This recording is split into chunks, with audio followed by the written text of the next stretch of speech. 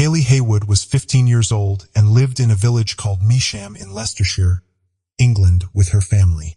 She was part of a big family and was very close to her brothers and sisters. Her mom, Stephanie, said Kaylee was like a second mom to her younger siblings. Kaylee was cheerful and had many friends. Her head teacher said she was determined to succeed in life. Like most teenagers, Kaylee spent a lot of time on her phone and social media, especially Facebook, where she enjoyed sharing photos and updates with friends and family, both from school and online. Friday 13th, 2015. Just after 3 p.m., Kaylee sent a message to her friend Katie saying she wouldn't be able to see her later, as she said she would be staying at her aunt's house. That evening, Kaylee asked her father Martin for a lift to Ipstock, around a 10-minute drive away from her home in Meacham. She told him she was going to meet her friend and would be staying over that weekend. Martin dropped Kaylee off outside Ipstock Community College at around 6 p.m. that evening. All seemed well, and the following morning Kaylee was in contact with her parents asking if she could stay at her friend's house for another night. After that, they heard nothing. For someone that was glued to her mobile phone, this unnerved her parents. They reassured themselves that she was just busy with her friend, and remained as calm as they could. But on Sunday the 15th, what turned out to be Kaylee's smashed and broken iPhone was found on a street by a member of the public. Upon finding the phone, the man called the last number in Kaylee's call history. This number belonged to one of Kaylee's friends. As soon as the phone call ended, Kaylee's friend phoned Stephanie, Kaylee's mother, and told her what had happened. Stephanie was shocked, as the friend that had phoned her was the same friend Kaylee had said she'd been staying with. But this friend hadn't actually heard from her in days. There was nothing on Kaylee's social media, and nobody had spoken to or seen her. Her family knew they had to get the police involved, and she was reported missing later that Sunday. Detective Chief Superintendent David Sandel of Leicestershire Police was leading the investigation, and the case started to move very quickly. Over 400 police officers were working on the searches and interviews. Kaylee's laptop was seized and her smashed but still working phone was taken in for an inspection too. Police began to check through all her messages and social media interactions and posts. They asked about Kaylee's state of mind when she left the family home on Friday, but by all accounts, she seemed to be her usual and happy self. Nothing seemed amiss. Stephanie said she knew something bad had happened to her daughter, and despite Kaylee's father, Martin, and the police doing their best to reassure her, Stephanie's gut was telling her that something was deeply wrong. Tragically, just 2 days later, this missing persons case would escalate. Kaylee told multiple stories about who she was going to visit that weekend, but one of her friends gave some compelling new evidence. Before we proceed, I've got an exciting surprise for you. We've launched a brand new channel dedicated to intriguing content such as old historical mysteries, cold cases, and particularly chilling horror stories perfect for bedtime. Drop a comment letting us know if you're a fan of horror stories or not. You can find the link in the description below. Let's find out who will be the first to explore it. Alright, let's dive back into the video. Kaylee had confided in this friend and told her that she had started talking to someone on Facebook. She said she was going to visit him on Friday the 13th and asked if her friend would go with her. However, shortly after the plan was set in motion, Kaylee canceled and said she was no longer going. Monday 16th, 2 days since anyone had heard from Kaylee. To the public and media's shock, the police announced that 2 people had been arrested on suspicion of kidnap after a property in Ipstock had been searched. Over the next couple of days, searches were carried out across the whole of Ipstock and surrounding areas. Items of clothing confirmed to be Kaylee's were found scattered over a 10-mile radius.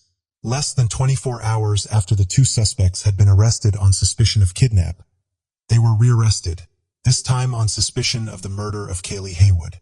On the 18th of November at around 10 p.m., the police made a tragic discovery. It was confirmed that it was Kaylee Haywood's body. She had been beaten to death. Her jaw and nose were both broken and her body was covered in injuries and self-defense wounds. There were 42 breaks to her body, 16 breaks to her face, and 6 lacerations to the back of her head. The post-mortem examination also determined that she had been subjected to a horrifying sexual assault. The suspects still in custody on suspicion of her murder were Luke Harlow and Stephen Beedman. But how and why had this come to happen and unravel so quickly? In the months leading up to Kaylee's murder, Luke Harlow had attempted to contact a string of underage girls, the youngest being just 13 years old. In some of the messages, he spoke of wanting to kidnap the girls and keep them as slaves. He said, "Having sex with drunk and conscious girls is my favorite." On the 31st of October 2015, less than a month before Kaylee's body was found, Kaylee had received a friend request on Facebook from Luke Harlow, which she accepted. As soon as she did, she got a message from him. "Hey, how are you?" Kaylee replied, "Fine. Who are you?" Within about 10 minutes, they had exchanged phone numbers and went on to send over 2,600 messages back and forth over the course of 2 weeks. Kaylee and Luke both initially lied about their ages. Kaylee made herself 19 and Luke told her he was a year younger. However, Kaylee quickly admitted that she was only 15 years old. But this didn't deter Luke Harlow, and he continued to shower her with attention and compliments over the next 2 weeks. He said they needed to keep their relationship a secret, and the messages got more graphic and explicit as the days went on. Luke asked Kaylee if she would meet him at his house and they could watch movies and have food together. Luke quickly added more to this plan, and he asked Kaylee if she wanted to get drunk with him, as he would be buying vodka for both of them. They made a plan to meet on Friday the 13th of November, 2 weeks since they had started talking. Luke told Kaylee to lie to her family and friends about where she was going and who she was meeting, so that their relationship could remain a secret. It is unknown exactly what happened on that Friday night, but Kaylee's friend said she had woken to a message sent from Kaylee's iPhone just after 9 p.m. on Friday night. The message simply said, "Help." Her friend texted her back and asked her what she'd meant. She said she got a message straight back saying, "I meant hello." Her friend described the messages as unusual and said they didn't sound like her. Sometime on Sunday morning, Kaylee asked her parents if she could stay over at her friend's house for one more night, and they agreed, believing she was safe and with someone they knew. At some point during the Saturday evening, Luke ran out of alcohol and went to his neighbors to get some more. Stephen Beedman, a landscape gardener, lived just a stone's throw away from Luke, but he had no alcohol either. Both men went to the shops for more drinks, and then both returned to Luke's house. There was no mention of Stephen's name in any of the chat logs or messages between Luke and Kaylee, so it is fairly certain she had no knowledge that Stephen even existed. The events that transpired in the following hours are nothing short of horrific. In the late evening of Saturday night, neighbors heard banging and crashing sounds coming from inside the house. Kaylee, having been plied with alcohol, was sexually assaulted by Harlow. She fled the house without her shoes, naked from the waist down, being chased down by Beedman. A witness whose house overlooked the pathway near Harlow's home looked outside his window that night and saw what he initially thought was a police officer attempting to restrain a young girl by pinning her to the ground. He then assumed it was a young couple having some sort of domestic argument, as he saw the pair get up and walk away holding hands. He said he didn't see or hear anything from them again. Stephen Beedman marched Kaylee to a car park where he subjected her to a horrifying sexual assault. He then proceeded to walk with Kaylee to a park area. Kaylee managed to break away and start running, but Beedman caught up with her and Kaylee hit Beedman in the face with a brick. Beedman then picked up some brick and beat her to death with it. The wounds on Beedman's face showed just how hard Kaylee had fought until the end. As soon as she was reported missing just a day later, police quickly discovered the messages between Luke and Kaylee. Luke Harlow's property was then searched. Police saw that the house was in chaos and some of Kaylee's belongings were still there. Luke Harlow was immediately brought in for questioning and placed under arrest for kidnap. He admitted that Kaylee had been at his house and said that he knew it was wrong because of her age, but he said he had woken up the next morning to find her missing and assumed that she had gone home during the night. He told police that he and his neighbor Stephen Beedman had gone to go and buy more alcohol and returned to the house together. Harlow then claimed that he went to bed drunk, leaving Kaylee and Beedman alone. With this, the hunt was on to find Stephen Beedman. He was found at a family member's house and was swiftly brought in for questioning and arrested on suspicion of kidnap. Police were immediately taken aback by the scratches covering Beedman. His face was a picture that instantly spoke 1,000 words. Beedman also denied knowing where Kaylee was and said he had left Luke Harlow and her together on the sofa in Harlow's house. Both men said they had been drinking excessively and a lot of the night was either hazy or a total blackout.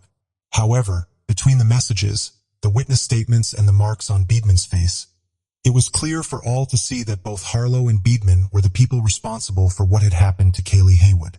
Police also later found images of child abuse on Beedman's computers. A series of interviews later, Stephen Beedman admitted that he and Kaylee had left the house together that night. He asked investigators if he could talk with his appropriate adult. He then finally told the police where Kaylee was. When officers finally found Kaylee's body, it was so damaged that the police could not allow Stephanie and Martin to see their daughter in that state. Instead, they arranged for the pair to hold Kaylee's hand, but nothing more. Kaylee's body was identified using dental records. On the 20th of November 2015, shortly after being arrested, Leicestershire police announced that Stephen Beedman had been charged with rape and murder, and Luke Harlow had been charged with grooming and 2 counts of sexual activity with a child. In January of 2016, Kaylee's funeral was held. Bows were tied around trees in Kaylee's favorite color, purple. Hundreds of mourners packed out the streets of Measham as her coffin was carried on a white horse-drawn carriage. Outpourings of grief, sadness, and anger for what had happened was apparent in the whole community. Luke Harlow and Stephen Beedman eventually pled guilty to the crimes, but the prosecution weren't satisfied with these pleas and put another charge of false imprisonment forward for both men. Both of them pled not guilty to this charge, and so, with the blessing of Kaylee's family, Prosecutor Miranda Moore QC took it to trial. In June 2016, the trial of Stephen Beedman and Luke Harlow began in Nottingham Crown Court, with Judge Mrs. Justice Cox presiding. Prosecutor Miranda Moore argued that the way in which Luke Harlow's house was found by the police showed obvious signs of a struggle, and that Kaylee had been held there against her will. Things were smashed and broken, items were knocked over, and the house was in disarray. She also said that Luke Harlow's claims of being asleep and having no idea what had happened to Kaylee didn't add up either. Luke's glasses had been smashed, presumably due to Kaylee fighting him off. The state that the house was in was further backed up by neighbors, who said they had heard banging and crashing sounds, and this likely would have woken Harlow if he was asleep. Stephen Beedman simply said that Kaylee was free to leave the house at any time she wanted. After a painful 2-week trial for the family and friends of Kaylee Haywood, the jury had reached their verdict. Both Luke Harlow and Stephen Beedman were found guilty of false imprisonment alongside their previous guilty pleas. Luke Harlow was sentenced to 12 years for meeting a child following sexual grooming, 2 counts of sexual activity with a child, attempting to meet 2 other 15-year-old girls following sexual grooming and false imprisonment. Stephen Beedman was sentenced to life in prison with a minimum term of 35 years for the false imprisonment, rape, and murder of Kaylee Haywood. Justice Cox said of the case, "Is truly horrifying to contemplate. I am entirely satisfied on the evidence that she would have been acutely distressed and frightened. It seems to me this is every parent's worst nightmare. It is absolutely clear to me, absolutely no blame can be attached to them for what happened."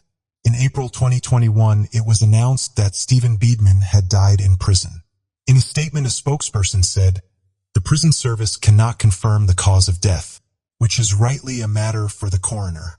Following the tragic events that unfolded on November 13th, Kaylee's family set up Kaylee's Cause, which would campaign to increase the minimum age for use of social media websites to 16.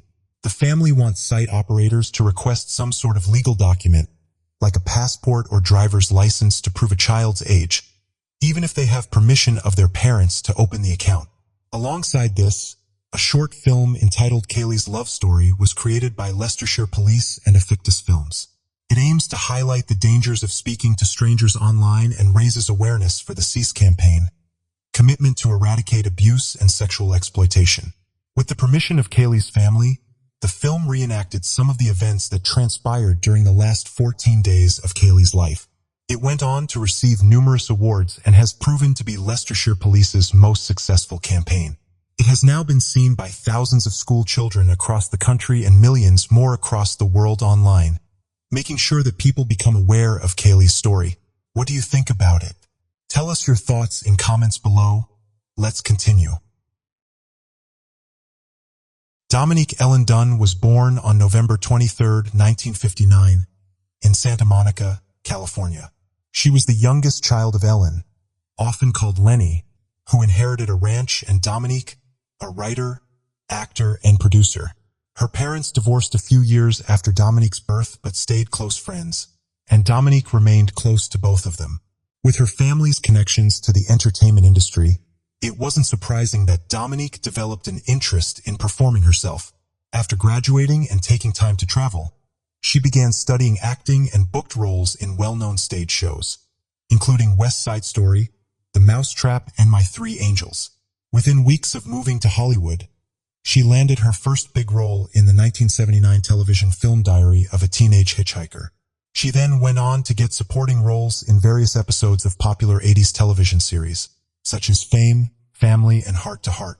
She booked a recurring role in the comedy television drama series Breaking Away, and went on to appear in several other television films. Her career was starting to thrive. By 1981, she had quite an extensive acting resume, and this led to her being cast in her first big feature film, the supernatural horror hit Poltergeist, playing Dana Freeling. The film went on to become a sensation and grossed over $70 million at the box office. The role cemented her place in pop culture, and she quickly became a well-known face with a lot of acting work being sent her way.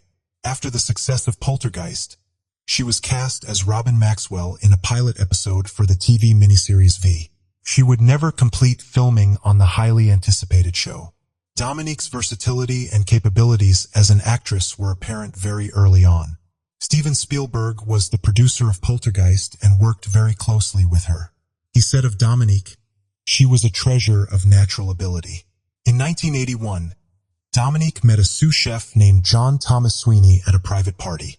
7 years her senior, Sweeney was an established chef and worked at Marmaison. Marmaison was one of the most exclusive restaurants in Los Angeles, and many a famous face would frequent there.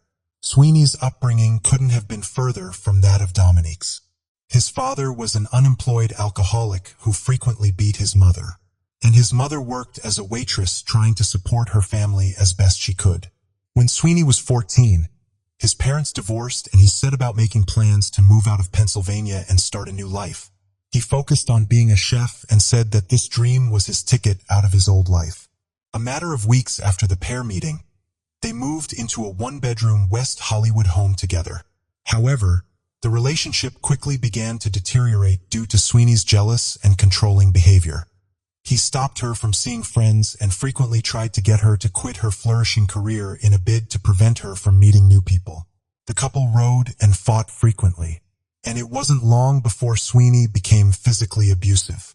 Dominique appeared in an episode of Hill Street Blues, playing a teenage mother who was the victim of parental abuse. The makeup team applied nothing to her face, as shockingly, all of the cuts and bruises were real and had been caused by Sweeney in the days before the shoot. Her family, although polite and welcoming towards Sweeney, felt uncomfortable in his presence.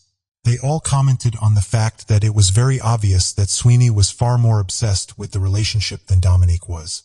Her mother Ellen would later recall the first time she realized her daughter was in grave danger. She said, "She came over here one night and she was weeping. She said, 'Oh, Sweeney has such a terrible temper. He smashes furniture and throws dishes.' And I said, 'Dominique, that is frightening.' I've never forgotten her answer.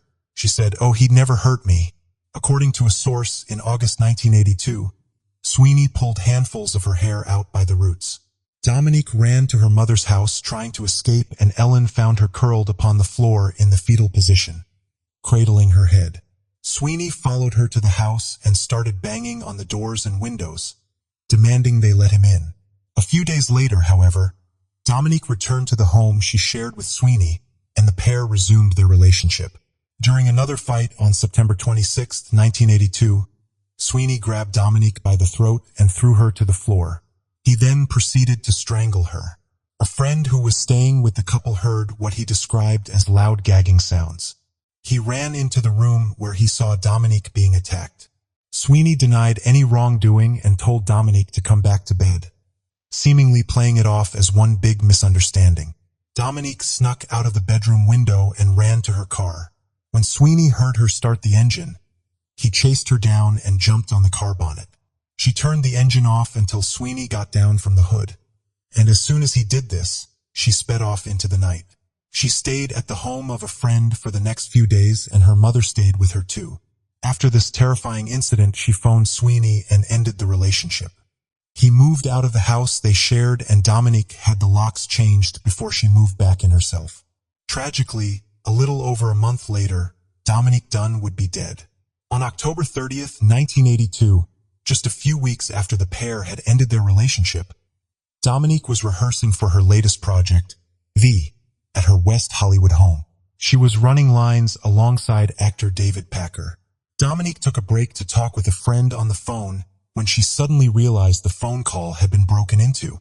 Sweeney had got the operator to break into the conversation to listen to her. And Dominique said to her friend, "Oh God, it's Sweeney. Let me get him off the phone." At around 9 p.m., Dominique and David heard a loud banging at the front door. Sweeney had been drinking martinis at the Marmaison bar and decided to walk to the house. Sweeney refused to leave unless Dominique came out to talk to him. So she headed out, leaving David Packer inside, and went to speak with Sweeney through the locked door. After a few minutes, she agreed to talk to him on the porch. It wasn't long before an argument between the two began.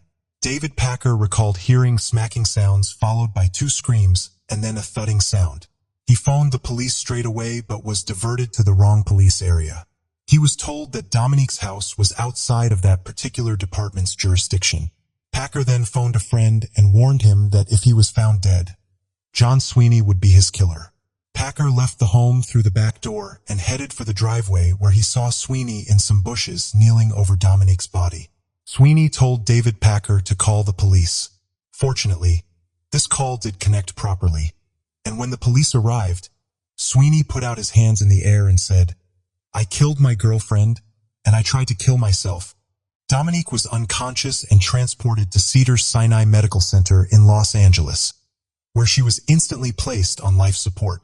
She remained in a deep coma, and scans showed that she had no brain activity due to oxygen deprivation. When her father Dominic was allowed to see his daughter, he was met with an agonizing sight. Dominique's eyes were wide open, her head had been shaved, and she had a screw in her skull to relieve pressure on her brain. Dominique could see the strangle marks on her neck. Sweeney testified to police that while he remembered arguing with Dominique, he couldn't remember what had happened that led him to attacking her. He said after the verbal argument, all he could recall was being on top of her with his hands around her neck. He said he just exploded and lunged towards her.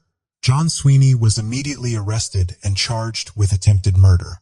5 days later, on November 4th, her parents made the unbearably painful decision to consent to her being taken off life support, and Dominique was pronounced dead. It was just weeks before she would turn 23 years old. Her mother, Ellen, requested that Dominique's kidneys and heart be donated to transplant centers. Her kidneys were donated to 2 people who were at hospital at the same time as her, and her heart was sent to a hospital in San Francisco. The family all agreed that this is what Dominique would have wanted, to help save someone else's life. Dominique's funeral was held 2 days later at the Church of the Good Shepherd in Beverly Hills. The funeral was packed. As well as friends and family, celebrities had turned up to pay their respects too. She was laid to rest near her Poltergeist co-star, Heather O'Rourke, who had lost her life aged just 12 years old, and actress Natalie Wood, who was a good friend of Ellen and one of Dominique's heroes. After Dominique died, Sweeney was charged with first-degree murder, which he pled not guilty to. He was also charged with assault with intent to do great bodily harm, and was held on a $150,000 bail. Dominique's appearance in the episode of Hill Street Blues aired on November 18, 1982, just 2 weeks after her death. The episode was dedicated to her in the opening credits. Sweeney's trial began in August of 1983 and was presided over by Judge Burton S. Katz. Little did anyone know this would go down in history as one of the most controversial trials. Sweeney took the stand in his own defense. Patrick Kyriel, the owner of Marmaison, described Sweeney as a very dependable young man and said he would personally obtain the best legal representation he could for him. However, Sweeney was given a court-appointed attorney named Michael Adelson, a criminal defense attorney who was notoriously tough. During the trial, Sweeney said that when he had turned up at Dominique's home that day, they had worked things out and were going to start afresh. He claimed that they were planning on moving back in together, and there were even talks of marriage and children. He claimed that on the night of October 30th, Dominique Dunn had abruptly changed her mind about resuming their relationship, and that she had been lying to him and leading him on. At that point, Sweeney said he exploded and lunged at her. He still maintained that he had no recollection of attacking her, but stopped when he realized that she was no longer breathing. Sweeney said he had attempted to revive her by making her walk around the driveway, but she soon fell onto the floor. He then claimed he had tried to give her CPR, which caused her to vomit. Sweeney said that he too had vomited and ran inside the house and consumed 2 whole bottles of pills in an attempt to take his own life. The police disputed this and said there was no evidence to suggest this had actually happened. Sweeney said he then went back out to the driveway where Dominique was lying and lay down beside her. He said he had tried to help by pulling her tongue out of her throat, something he said he used to do for his epileptic father. Michael Adelson said that Sweeney's actions were not premeditated and that he had acted out of a crime of passion, which was provoked by Dominique's alleged lies about a reconciliation.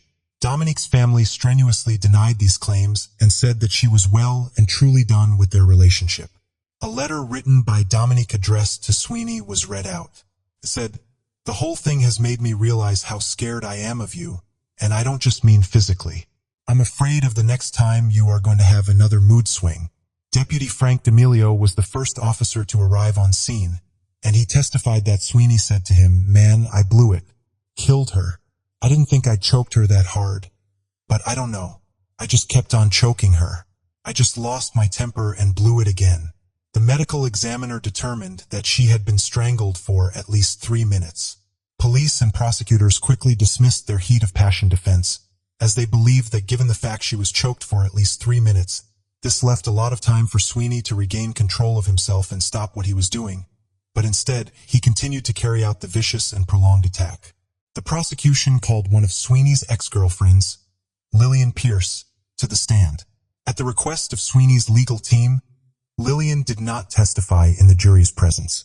Michael Adelson requested that Judge Katz rule her testimony inadmissible, as it was, in his words, prejudicial. Judge Katz granted this request, and the jury would never learn of Lillian's statements. Lillian said that she and Sweeney had dated on and off for around 3 years, and that he had assaulted her on 10 occasions. She said she had been hospitalized twice for her severe injuries. During one of these attacks, Lillian sustained a perforated eardrum, a collapsed lung, and a broken nose. During her testimony, Sweeney became so angry, he jumped up from his seat and ran towards the door leading into the judge's chambers. He had to be subdued by 2 court bailiffs and 4 armed guards. After this outburst, they were forced to handcuff him to his chair. Through tears, he apologized, and Judge Katz accepted his words and said, and moved on with the trial. Although Sweeney frequently cried, resulting in the trial being postponed until he was calm again, the Dunn family were told to show no emotion.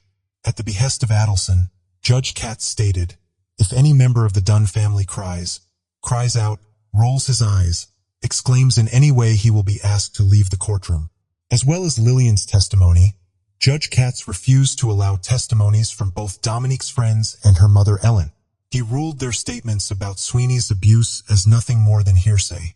It was one devastating blow after another for Dominique's friends and family. Michael Adelson requested that Judge Katz rule that the evidence presented was insufficient to prove first-degree murder, as there was no proof of predetermination. Judge Katz granted this request and instructed jurors they were only allowed to consider charges of either manslaughter or second-degree murder. Dominique's family were devastated. On September 21, 1983, after an arduous 8 days of deliberation, the jury found him guilty of the lesser charge of voluntary manslaughter. Sweeney was sat with his hands clasped around a Bible and nodded towards the jury as the verdict was read out.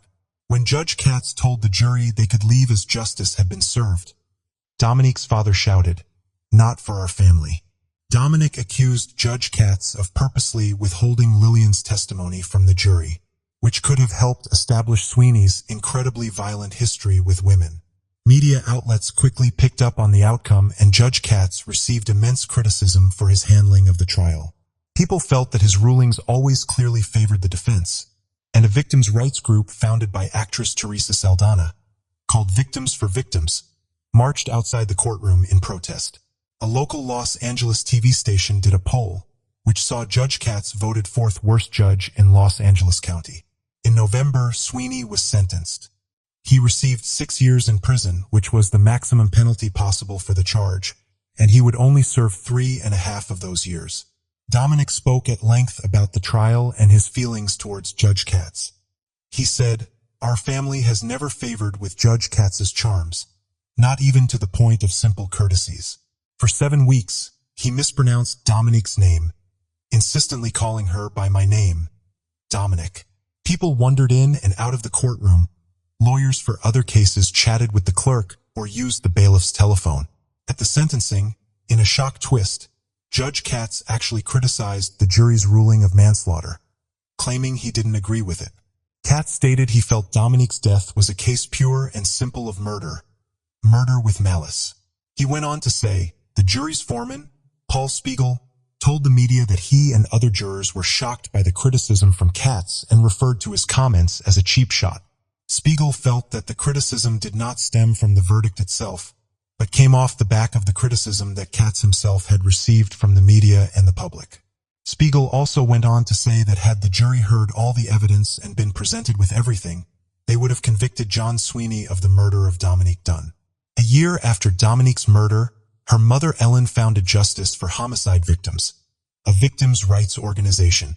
Her work with this would see her recognized by President George H.W. Bush. Dominique's father also threw himself into work and activism. He started keeping a journal during the trial, and those writings were published in a March 1984 issue of Vanity Fair. It was titled Justice, a father's account at the trial of his daughter's killer. After this, Dominic began covering and reporting on many high-profile cases, such as the Menendez brothers and O.J. Simpson. Dominic said of Sweeney that, "Maybe the law will let him go. I'm not going to let him go." And Dominic stayed true to his word. After his release from prison in 1987, Sweeney went straight back into working as a chef and was hired by the Chronicle, an upscale restaurant in Santa Monica. This job would not last long, however. Dominic's family started handing out flyers that said, "The food you ate tonight was cooked by the hands that killed Dominique Dunn." As the protest showed no sign of stopping, Sweeney left the Chronicle and fled the Los Angeles area. It wasn't until the mid-90s that the Dunn family would hear Sweeney's name again. Dominique was contacted by a doctor in Florida who had read his article in Vanity Fair. The doctor said that his daughter had gotten engaged to a chef named John Sweeney and wanted to know if it was the same man. Dominique's brother Griffin contacted the woman in an attempt to get her to break off the engagement. After this, Sweeney moved away from the area again, claiming he was being harassed. He changed his name to John Moorer.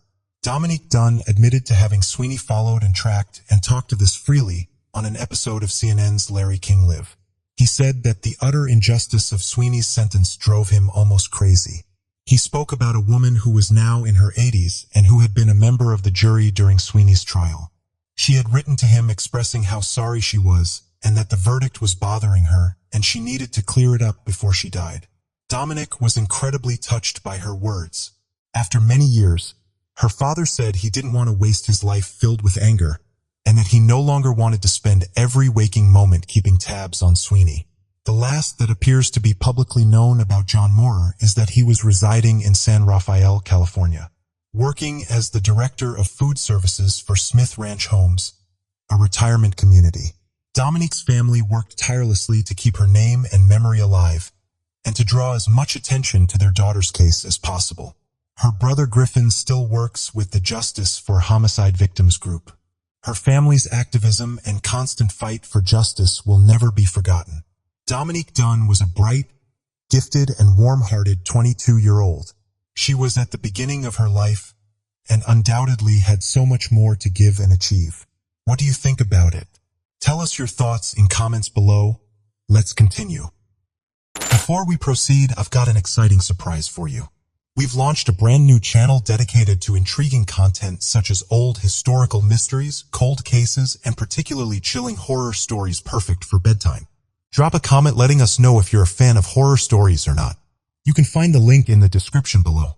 Let's find out who will be the first to explore it. Alright, let's dive back into the video. On February 3rd, 2003, a hysterical 911 call was made from the mansion of famous record producer Phil Spector. Spector's personal chauffeur made that very call, and he would become a star witness in a case and trial that captivated people all over the world. Born in 1939 in New York, Harvey Philip Spector showed creative talent and a passion for music from a very young age. He quickly began forming bands and learning instruments. While he achieved success with his band, the Teddy Bears, his look drastically changed when he decided to move into producing records. He became a millionaire before the age of 21, and by the 1960s he had 23 records in the top 50. It was also in the 1960s that he signed the band The Ronettes to his record label. 1/3 of the talented trio, Ronnie, fell in love with Spector and they later married. However, the honeymoon phase soon faded. Spector quickly became controlling and abusive towards her. Metal bars were placed over the windows, barbed wire put around the mansion, and he would take her shoes in a bid to prevent her from running away. Ronnie claimed he frequently threatened her life and often pulled guns on her. In her 1990 memoir, she spoke about the years of torment which culminated in her escaping from the house, barefoot, with the help of her mother. She said, multiple witnesses would say although he was a musical genius, he could also become erratic and volatile and frequently drank heavily during recording sessions. The more he drank, the darker things became, and he would often pull guns out and fire them at walls and ceilings. Despite the personal turmoil, professionally, Spector's career was still on the up.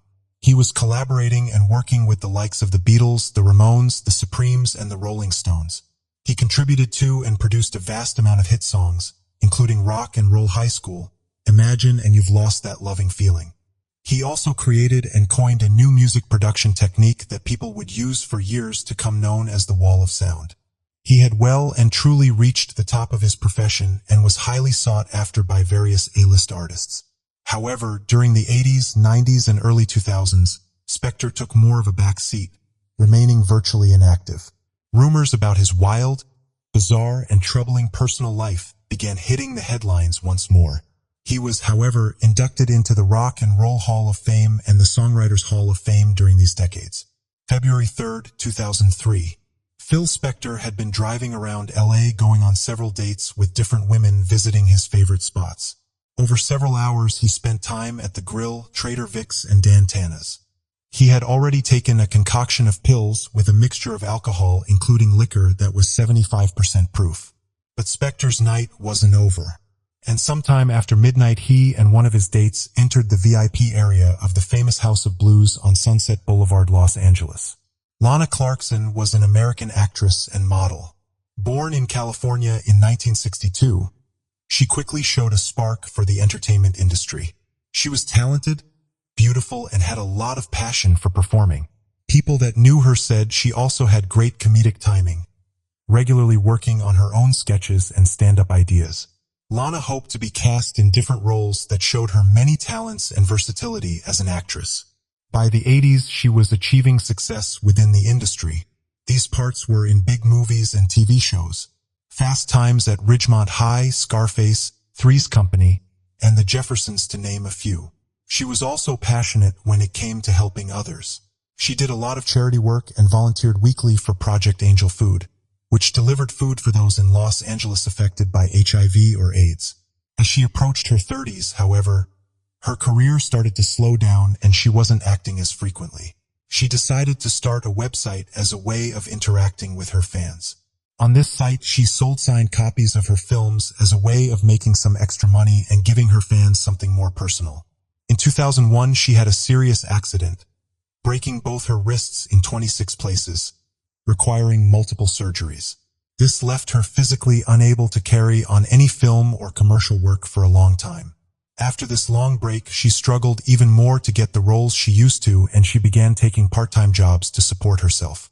In early 2003, She took on a new job as a hostess at the House of Blues in West Hollywood, Los Angeles. Many that knew her said this was a clever and strategic decision, as the House of Blues was a popular celebrity hangout. Anybody who was anybody would spend time there, and being a hostess, Lana would regularly be making connections with all manner of powerful people within the industry. On February 3rd, while working in the VIP area, she walked right into one of those powerful people, Phil Spector. Witnesses said that Spector was wearing one of his notorious wigs, and Lana momentarily thought that he was an unknown female trying to get into the exclusive area.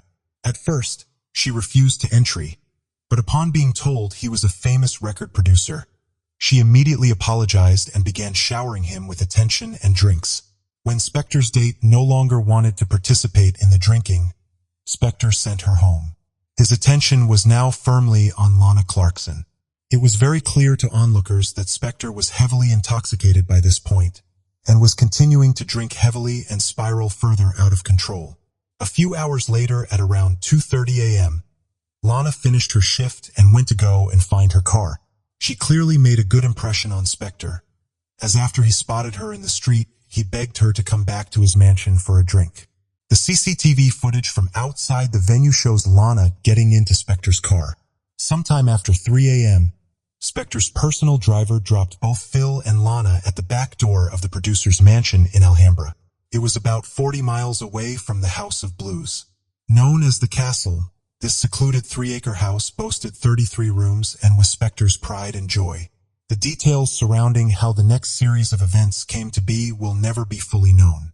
Just before 5 a.m., Spector's driver Adriano D'Souza heard a loud popping sound. He got out of the car to check it was nothing to do with the vehicle and was getting back into it when he saw the back door slowly open. Phil Spector emerged holding a gun and said, "I think I've killed someone." Upon looking past Spector into the foyer, Adriano saw the legs of Lana Clarkson, and she was slumped in a chair with blood coming from her mouth. Adriano ran down the driveway. He was fearing for his life and knew he needed to call the police. Before he made the call to 911, he left a voicemail on Michelle Blaine's answer phone. Michelle was Spector's longtime personal assistant. Adriano briefly told her what had happened, and he would later say that he didn't know the exact address, and he initially phoned her to ask for it. After backing out onto the street and confirming the road name, he phoned 911. At around 5:10, police descended on Spector's sprawling property. When the police spotted him, Spector began to retreat and seemingly started to reach for something in his shirt. Worried he might be attempting to arm himself, they tried to use a taser on Spector, but it got tangled in his clothing and didn't work. They then rushed him with a ballistic shield and knocked him to the floor. Other officers ran past to find Lana. It was evident that nothing could be done to save her, and she was already deceased. Near Lana's body was an open drawer containing an empty gun holster. The holster seemed to match the gun lying next to Lana's legs. Although no fingerprints were found on the gun when it was examined, Lana's blood was discovered around various parts of the mansion. In one of the bathrooms, police found a cloth covered in blood, as well as blood on one of Spector's jackets hanging in a closet, and more blood was on the stairs. In the main living room, police found an empty bottle of tequila and a cocktail glass with some lit candles. Just after 6 a.m., Spector was brought in for questioning on suspicion of murder, and the arresting officers noted that he reeked of alcohol and was clearly inebriated. Shouting and slurring at the officers, he denied any wrongdoing and claimed that Lana had taken her own life. He said she even kissed the gun before she pulled the trigger. While in jail, he made a phone call to Robert Shapiro, a defense attorney to the stars. Most notably, Robert Shapiro had been part of O.J. Simpson's defense team in the high-profile 1995 trial. Thanks to Shapiro, Spector's bail was set at $1 million, which he quickly made and swiftly headed back to his multi-million-dollar mansion. Following a similar approach he had taken in the Simpson trial, Shapiro began regularly conversing with the media in a bid to control the situation and present Spector's narrative. In the following months, Spector's PR team also appeared to go into overdrive, and multiple unfavorable stories were coming out about Lana Clarkson. It was alleged that she was depressed at her fledgling career and had just wanted to end it all. A portrait was painted of her as a washed-up B-list movie actress who was struggling to make ends meet. And shockingly, despite no confirmation of this, it was reported by the Los Angeles radio station that Lana had accidentally shot herself. During these months, Spector also made many various bizarre televised interviews, telling anyone that would listen that Lana had taken her own life on that fateful night. The autopsy results finally came back. They determined that Lana had died when a single bullet severed her spine. On the 22nd of September 2003, despite Spector's claims of suicide, Lana's death was officially ruled as a homicide, and just a few months later Phil Spector was formally charged with the death of Lana Clarkson. He pled not guilty and maintained that she had taken her own life. It would be 5 years before the case would enter a courtroom. In March 2007, Spector went on trial for the murder of Lana Clarkson. He was charged with second-degree murder, and it was a media frenzy. Judge Larry Paul Fidler was presiding and allowed the proceedings to be televised. Robert Shapiro was no longer working with Spector, and Leslie Abramson was now in charge. At this point, she was most famous for representing Eric Menendez in the infamous Menendez brothers trial. Leslie and Phil clashed, and they parted ways. While looking for another lawyer, Spector decided to take matters into his own hands and created a website with the intent of putting his version of events to the public. His personal assistant Michelle helped him film these strange and erratic videos. She recalled feeling at the time that something was deeply disturbed about the way he was approaching the situation. After a while of searching for a new attorney, Bruce Cutler took over. However, he too withdrew due to differences of opinions with Spector. This was just days before the closing arguments. Linda Kenny Baden then stepped in and took over for the final part of the trial. This constant hiring and firing of his legal teams also kept setting the trial back a huge amount.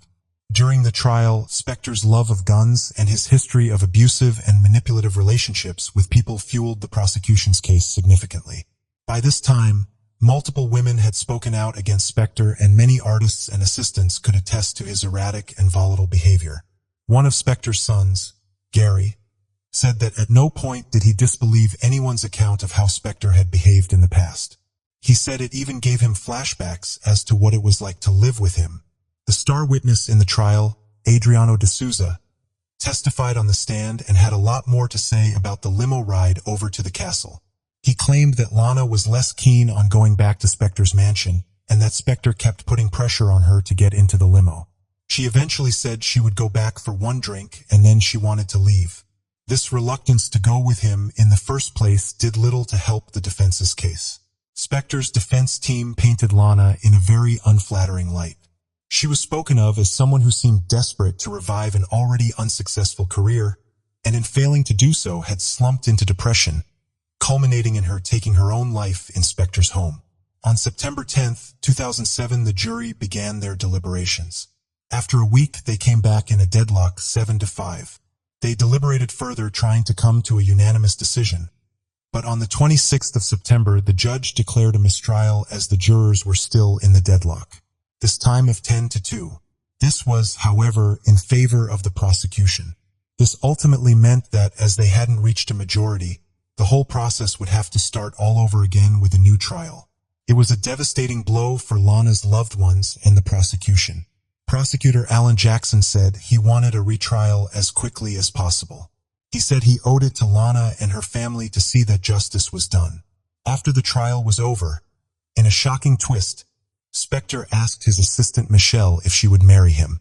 He worried that she knew too much and said he would feel safer if they were married, as spouses don't have to testify against each other in court. Michelle refused. 13 months later, on October 29, 2008, the retrial began. Judge Larry Fiedler was presiding again. However, this time the trial was not televised. Doran Weinberg was now Spector's attorney, and going up against Weinberg for the prosecution was still Alan Jackson. Weinberg argued